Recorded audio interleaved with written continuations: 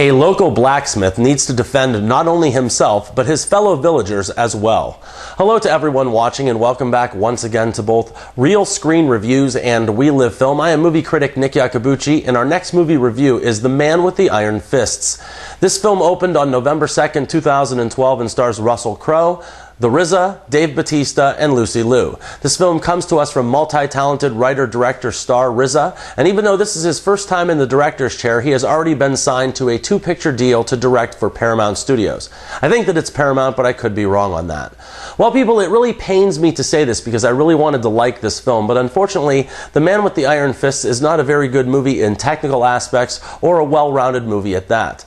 The first and biggest complaint that I have is that they put Quentin Tarantino's name at the top of this feature, and it has almost nothing in common with any Tarantino feature that I've ever seen. Between its use of basic camera angles and substandard dialogue, you really didn't have anything that radiated Tarantino anywhere in this film, and all of the wit, dialogue, and the just plain cool really was nowhere to be found. This takes me to RZA, who wrote and directed The Man with the Iron Fists. Now, he's not a bad filmmaker, but at this point he's making mistakes that a veteran director would have never overlooked. Trying to compensate a weak story with flashy sets and costumes just didn't cut it for me. And I know that this guy is a hip-hop artist, but the music was completely misplaced in this feature. I felt like the music was setting the tone for a film that I wasn't even watching. Now, the rap songs, they weren't bad, don't get me wrong. It's just that they didn't seem so much that they were out of place as that they seemed like they were out of time. This music was just an odd complement to the story that was being told. Then when there wasn't an action segment, the music was slow and brought the pacing of the film to almost a screeching halt.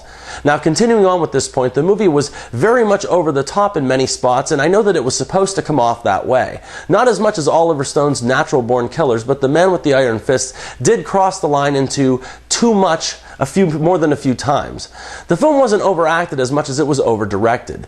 Complete circular motions with the camera used to excess, geysers of blood throughout, and bad wigs that looked like a bad hair day from the 1980s all back up this point.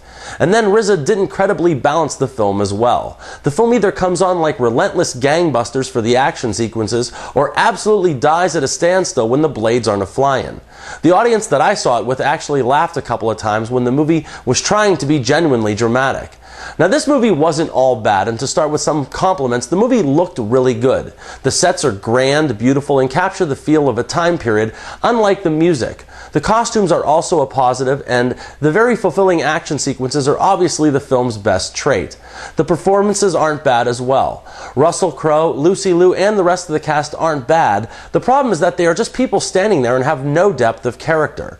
I think that years from now, when people ask me about The Man with the Iron Fists, the word that's going to come to mind is imperfections, and that's because this film is filled with them. Like warriors that look like leftover band members from Poison, Warrant, or some other hair band from decades past.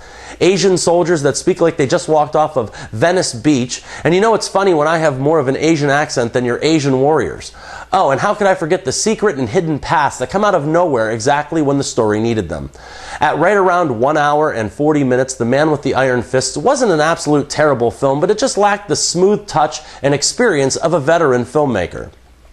In my opinion, the first and foremost point of this film was to unload as many buckets of blood as it possibly could, and if that's what you're after, then this movie is definitely for you. However, speaking for myself, there just needs to be a little more substance in the backbone of the story or plot line, and that's even for an action film. To me, this film was entertaining when there was action occurring on screen, but outside of that, it just left me flat. Nick's Real Screen Review is right down the middle on this one with 2 stars out of 4, and that's for the debut of RZA sitting in the director's chair for The Man with the Iron Fists. Well, that's all I have time for today. If you've enjoyed this review, please click like and give me a thumbs up, or subscribe to We Live Film or to Real Screen Reviews if you haven't yet already. I'm sure that I'll be returning soon enough with more movie trailer reviews and movie reviews, and until then, remember people that I'm not always right, but only when it comes to the movies, and thank you very much for your attention.